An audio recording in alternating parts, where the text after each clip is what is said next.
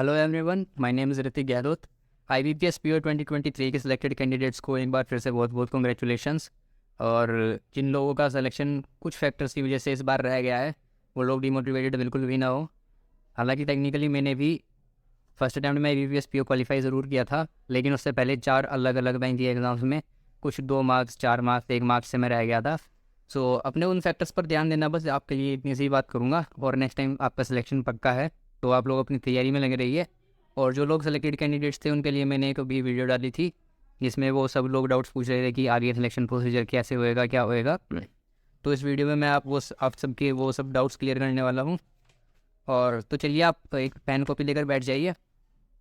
सारे के सारे जितने भी आपके डाउट्स हैं मैं कोशिश करूँगा इस वीडियो में कवर हो जाएँ, और कर ही दूँगा। और आपके अगर और भी फिर भी कुछ डाउट्स बचते हैं तो आप प्लीज़ मुझे कॉन्टैक्ट करिएगा। करीब 20 लोगों से मैं जो है पर्सनली बात भी कर चुका हूँ, टेलीग्राम पे, कॉल पर भी। तो सबसे पहले अभी आपको क्या करना है, सब लोग ये पूछ रहे हैं कि अभी जो हमारी डेट होएगी डॉक्यूमेंट वेरिफिकेशन की, वो हम कब तक एक्सपेक्ट कर सकते हैं।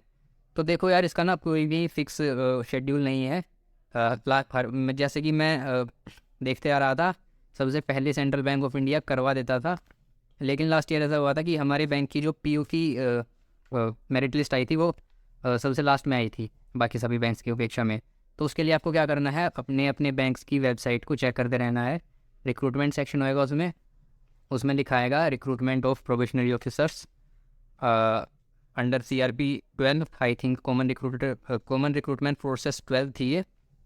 तो आप लोग उस सबको चेक करते रहिएगा। उसमें आपका AP लिस्ट आएगी, जिसमें आपका एप्लीकेशन नंबर लिखा होगा या फिर रोल नंबर, और आप का सिलेक्शन जिस बैंक में हुआ है ऑब्वियसली उसी की वेबसाइट पर आएगी।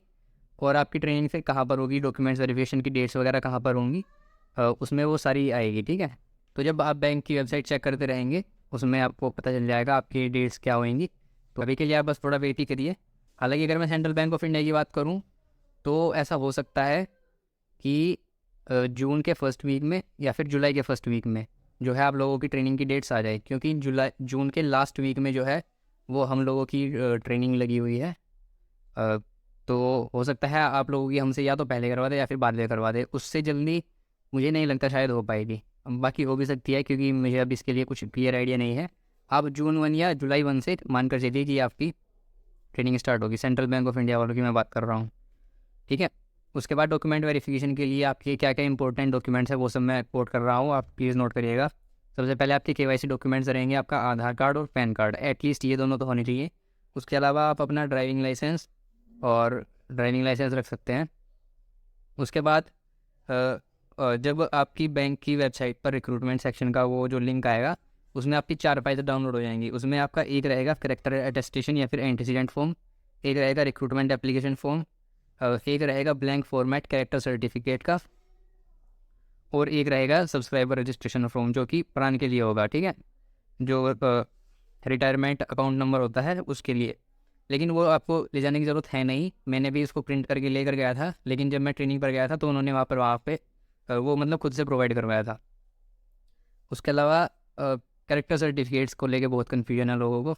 तो देखिए, आपको 3 कैरेक्टर सर्टिफिकेट चाहिएंगे। सबसे बढ़िया तो यही है, एक जो ब्लैंक फॉर्मेट आएगा बैंक की वेबसाइट पर, उस पर आपके अभी जो आपका प्रेजेंट बैंक है जिसके आप कस्टमर हैं, उसके ब्रांच मैनेजर के पास आप जाएंगे, और अगर उनको आप ये बताएंगे कि आपका अभी बैंक में सिलेक्शन हो गया है, तो ऑब्वियसली बात है उनको भी खुशी होगी। और एक जो नोटिफिकेशन आएगी उसमें उसमें आप उनको वो कॉलम दिखा भी सकते हो कि आपको एक ब्रांच मैनेजर का जो है कैरेक्टर सर्टिफिकेट चल जाएगा। हालांकि वो जाते ही आपसे यही बोलेंगे कि ब्रांच मैनेजर का कोई सर्टिफिकेट की कोई वैल्यू नहीं होती, गेजेटेड ऑफिसर की होती है। एक आपका हो जाएगा जो स्कूल या कॉलेज का होगा, और या फिर अगर आप कहीं पर अभी एम्प्लॉयड हैं और आपने मेंशन किया है अपनी एप्लीकेशन फॉर्म में, तो वो भी आपको एक NOC या फिर एक कैरेक्टर सर्टिफिकेट दे देगा। और जो तीसरा बचता है वो आप करवा सकते हैं एक गेजेटेड ऑफिसर से। अगर आपके जानने वाले में कोई है तो उससे करवा ले, जल्दी हो जाएगा आपका काम। नहीं तो आप जो नॉर्मल वे है उसके थ्रू भी करवा सकते हैं। मैंने भी ऐसे ही किया था। एक जो हमारे इंस्टीट्यूट के डेप्यूटी डिस्ट्रिक्ट मजिस्ट्रेट थे, उनके जो क्लर्क थे वो मेरे जानने वाले थे, उनसे तो मैंने डायरेक्टली बनवा लिया था। बाकी मैंने एक DM का भी बनवा लिया था कॉमन प्रोसेस के थ्रू। हालांकि इसमें 1-2 हफ्ते लगे थे बनने में, घर पे जो है पुलिस इंक्वायरी करने आई थी, ठीक है। उसके बाद आते हैं आपके जो है सारे एजुकेशनल सर्टिफिकेट्स और डिग्रीज़, 10th 12th की मार्कशीट और पासिंग सर्टिफिकेट्स, आपकी ग्रेजुएशन के पोस्ट ग्रेजुएशन की सारी डिग्रीज़, मार्कशीट, पासिंग सर्टिफिकेट, ठीक है। और अगर आपका बीच में कभी नेम चेंज हुआ है तो वो नेम चेंज के सारे जितने रिलेटेड डॉक्यूमेंट्स हो वो सब आपको रखने पड़ेंगे। एक लोग बोल रहे थे कंप्यूटर सर्टिफिकेट, देखिए अगर आपने मेंशन किया था अपने एप्लीकेशन फॉर्म में तो आप उसको अपने साथ रखिएगा। मैंने भी रखा था अपने साथ, हालांकि उन्होंने पूछा नहीं था, क्योंकि डॉक्यूमेंट वेरिफिकेशन एक मतलब ऐसी प्रोसेस हो जाती है जिसका कोई डेफिनेट वो नहीं है। अगर आपके सामने कोई ऐसा पर्सन बैठ गया आपका डॉक्यूमेंट वेरिफिकेशन लेने, जिसको बस यही वेरीफाई करना है कि वो बंदे आप ही हो जिसने ये फॉर्म एग्ज़ाम पास किया है, तो वो आपसे बस बेसिक डॉक्यूमेंट्स लेकर उनको वेरीफाई करके आपको छोड़ देगा। बाकी की आदमी बैठ गया तो एक एक डॉक्यूमेंट की जो है तह तक जाएगा कि वो आपने कैसे बनवाया, कहाँ से लाए, ये वो, ठीक है भाई। उसके बाद जब आप अपने उसमें ट्रेनिंग इंस्टीट्यूट में जाएंगे तो वहाँ पर आपके 3 मेन काम होंगे। सबसे पहले डॉक्यूमेंट वेरिफिकेशन, इसके ये सब इंपॉर्टेंट डॉक्यूमेंट्स हैं, ये सब कुछ रखना। कैरेक्टर अटेस्टेशन फॉर्म और रिक्रूटमेंट एप्लीकेशन फॉर्म अगर मुझे मिल पाया, मेरे पास हुआ लास्ट ईयर का पड़ा हुआ, तो मैं डिस्क्रिप्शन बॉक्स में एक ड्राइव के लिंक में डाल दूँगा, आप उसको देख सकते हैं। और प्रैक्टिस भी कर लेना, उसको भरते हुए कोई गलती मत करना, सारे बोल्ड कैपिटल लेटर्स में लिखना। अटेस्टेशन फॉर्म या फिर इंसिडेंट फॉर्म और एक रिक्रूटमेंट एप्लीकेशन फॉर्म, ये दोनों मेन फॉर्म्स रहेंगे। तो 3 मेन काम आपके होंगे। डीवी ये मैंने बता दिया, उसके बाद होएगा मेडिकल। तो देखो मेडिकल हर एक बैंक के अलग अलग लेते हैं। मैं बताऊं हमारे बैंक में लास्ट ईयर मेडिकल के नाम पर कुछ नहीं हुआ था, सिर्फ हाइट वेट और जो है आई विजन पूछा था और 300 रुपये लिए थे और ऐसा मेडिकल हो गया। हो सकता है आपके अभी यहाँ पर ब्लड टेस्ट वगैरह या फिर कुछ भी करवा सकते हैं, स्पेसिफिक नहीं है। अब आगे की प्रोसेस का बैंक में इंटरनल रहने वाला है वो सब काम, तो ऐसा हो सकता है कि आपका मेडिकल जो है बहुत ज़्यादा नहीं होएगा। आपको बस एक बात का ध्यान रखना है कि आपकी अगर कोई डिजीज़ है, कोई ऐसी कम्युनिकेबल डिजीज़ ना हो। बाकी आप लोगों के दांत ख़राब हैं या फिर आप कलर ब्लाइंड है, इन सब चीज़ों से कोई खास फर्क नहीं पड़ने वाला। केवल एक बात का ध्यान रखना, कोई ऐसी कम्युनिकेबल डिजीज़ ना हो जो आप कम्युनिकेट करने से फैलती हो। मेडिकल के बाद आपका एक पीओ रजिस्ट्रेशन पोर्टल होएगा, हमारे बैंक में तो था, बाकी होगा मुझे पता नहीं।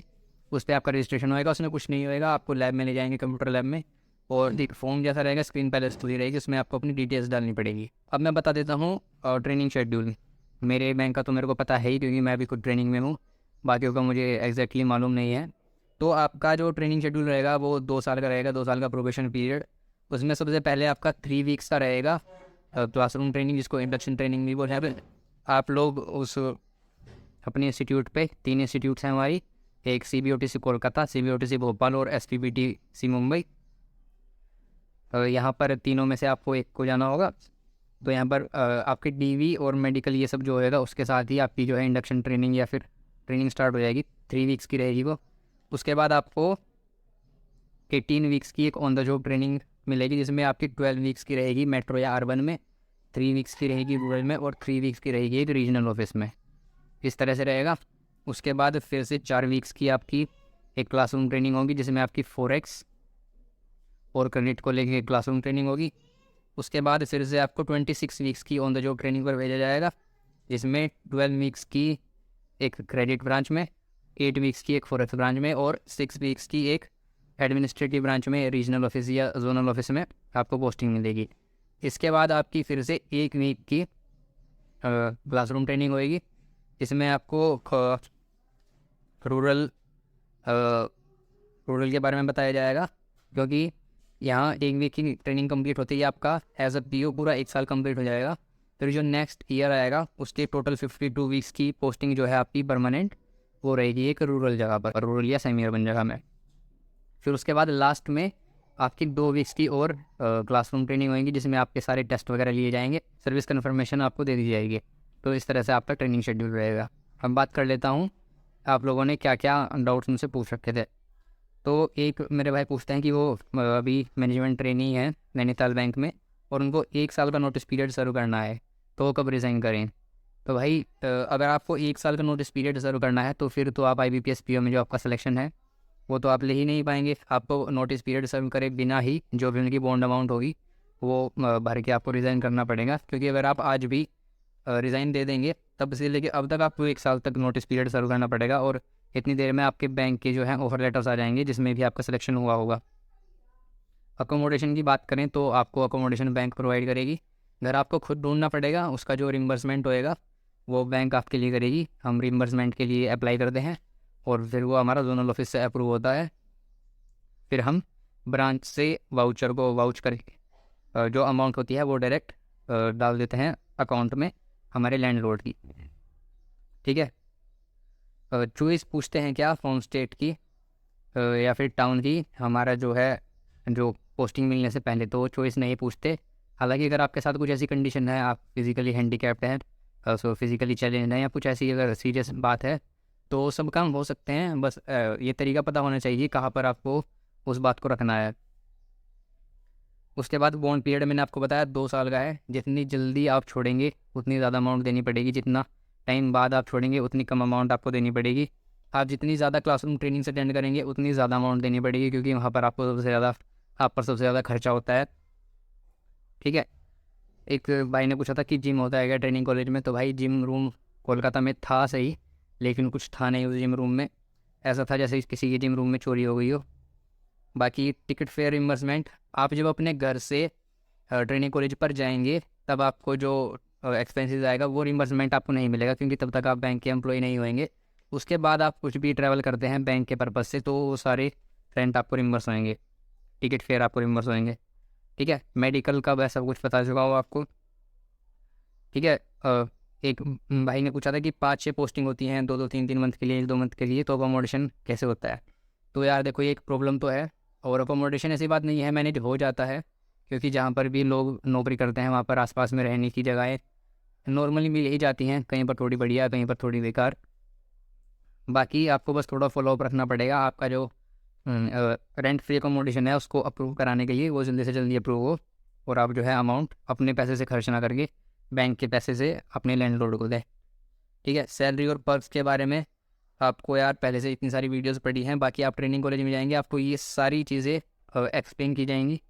ठीक है, वेलकम किट मिलती है नहीं भाई, जब मेरा सिलेक्शन हुआ था तब हमारा बैंक प्रॉम्प्ट करेक्टिव एक्शन में था, पीसीए में था, तो हमको तो ट्रेनिंग कॉलेज वेलकम किट नहीं मिली थी। बाकी हो सकता है इस बार आप लोगों को प्रोवाइड करवा दी जाए। ठीक है, और एक मैडम ने पूछा था कि ओल्ड एड्रेस मेंशन किया हुआ था हमारे पीओ एप्लीकेशन फॉर्म में, और अब उन्होंने शिफ्ट कर लिया है, तो आपका जो ऑफ़र लेटर है वो बाय पोस्ट आएगा आप लोगों को, और आपकी उसी एड्रेस पर जाएगा जहाँ पर आपने जो है एप्लीकेशन फॉर्म फिल किया हुआ था, तो वहाँ पर आप कॉन्टैक्ट बना कर रखिएगा। एक पर्सन पूछ रहा था कि मेरी मेल आईडी चेंज हो गई है, तो क्या वो मेल पर मेरे को प्रोवाइड करवा देंगे या फिर नहीं करवा पाएंगे। तो मेल पर मेरे को भी नहीं आया था, लास्ट ईयर पोस्ट से आया था डायरेक्ट। बाकी जो आपकी लिस्ट आएगी, मैंने बताया था बैंक की वेबसाइट पे, उसको अगर आप डाउनलोड कर लेंगे और वो ले जाकर वहाँ पर दिखा देंगे, अपना IBPS PO का एप्लीकेशन फॉर्म लेकर दिखा देंगे, तो वहाँ पर भी आपको वो प्रिंट करके दे देंगे, इसमें कोई बड़े इशू वाली बात नहीं है। पेट्रोल अलाउंस हम लोगों को जो है सर्विस कन्फर्मेशन के बाद मिलेगा, प्रोबेशन पीरियड में नहीं मिल रहा हम लोगों को। ठीक है, डेट ऑफ कास्ट और डोमिसाइल सर्टिफिकेट, कास्ट और डोमिसाइल सर्टिफिकेट अगर आप नया बनवा लें तो ज़्यादा बेटर रहेगा, और अगर आपके पास स्टेट गवर्नमेंट का है तो मैं आपको सजेस्ट करूँगा कि सेंट्रल गवर्नमेंट का बनवा ले, क्योंकि ये जो जॉब है वो सेंट्रल गवर्नमेंट के अंडर में आती है। क्योंकि मुश्किल से 2 हफ्ते लगेंगे नया बनने में, नया बनना, नए वाला जो सर्टिफिकेट होएगा वो 2 हफ्ते के अंदर अंदर आ जाएगा। बाकी अगर 1 साल पुराना है तो वो चल जाएगा, उससे ज़्यादा पुराना मैं आपको सजेस्ट करूँगा मत रखिएगा, आप नया बनवा लीजिएगा। ठीक है, NOC या फिर relieving letter from present employer, तो यार अगर आपने मेंशन किया हुआ है और आपका PF नंबर या फिर सैलरी अकाउंट में आती है, तो मेरे ख्याल से उनको कोई प्रॉब्लम नहीं होगी, वो आपको NOC इशू कर देंगी और चाहिएगी। अगर आपने मेंशन किया हुआ था और आप एक लाइक प्रॉपर रिक्रूटिंग थे कहीं पर, तो आपको NOC चाहिएगी। सो एक्सटेंशन, अगर आपकी कुछ ऐसी सीरियस जेन्युइन प्रॉब्लम है तो आपको अलाउ किया जा सकता है, लेकिन आपको प्रॉपर अथॉरिटीज़ से बात करनी पड़ेगी। हमारे टाइम पे एक पहले ही जब रिक्रूटमेंट होने वाला था उससे पहले ही एक जो है सर्कुलर आ गया था कि एक्सटेंशन किसी को भी नहीं मिलेगा। सो ऐसा था हमारे टाइम पर। तो बाकी इस साल कुछ भी चीज़ें चेंज हो सकती हैं, कुछ ऐसा मैं आपको स्पेसिफिक नहीं बता रहा हूँ कि हाँ सब यही होने वाला है। ठीक है, एक मैंने पूछा था हॉस्टल रूम कैसे थे। हॉस्टल रूम यार ठीक थे, रहने लायक तो थे ही एटलीस्ट। बाकी इस बार सिलेक्शन भी बहुत सारे स्टूडेंट्स का, बहुत सारे कैंडिडेट्स का हुआ है, और अकोमोडेशन आपको ऐसे प्रोवाइड किया जाएगा, कुछ लोग रहेंगे हॉस्टल में जितने ज़्यादा से ज़्यादा अकोमोडेट हो पाएंगे, बाकी जो बचेंगे उन लोगों को जो है होटल में अकोमोडेशन दिया जाएगा। होटल के रूम्स वगैरह तो बढ़िया थे सब। फर्नीचर अलाउंस जो है भाई सर्विस कन्फर्मेशन के बाद मिलेगा और एक स्केल में एक बार मिलता है।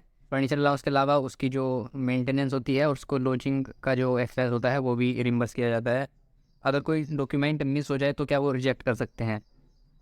तो यार आपका एज एन ऑफिसर सिलेक्शन हो चुका है और आप कोई डॉक्यूमेंट घर पर भूल जाएंगे तो वो तो टॉलरेट नहीं करेंगे वो। बाकी अगर आप उनको एटलीस्ट सॉफ्ट कॉपी भी दिखवा दें और फिर उनको जो है रिप्रिंट करके वहीं के वहीं उनको प्रोवाइड करवा दें तो ये हो सकता है। बाकी वो रिजेक्ट मेरे ख्याल से नहीं करेंगे, क्योंकि अभी फाइनल सिलेक्शन हो चुका है आपका। अब बैंक पर डिपेंड करता है कि वो आपके प्रति कैसा बिहेवियर रखते हैं। Work pressure of A F O का वर्क प्रेशर मेरे को एग्जैक्टली याद नहीं है, क्योंकि मैंने अभी तक केवल 3 वीक्स ही एक ए के साथ बिताए हैं जो मेरे बैच का था एक रूरल पोस्टिंग में। ए के लिए अच्छी बात ये होती है कि उनका शुरू से ही एक्सपोजर होता है क्रेडिट में, क्योंकि उन लोगों को जो KCC के लोन्स हैं वो उनके मतलब उनको पूरा करना होता है वो एप्लीकेशन से लेके सैंक्शन वगैरह तक का सब कुछ। हालांकि सैंक्शन अलग अथॉरिटी करती है, लेकिन ए के लिए भी जो स्कोप है वो बढ़िया है।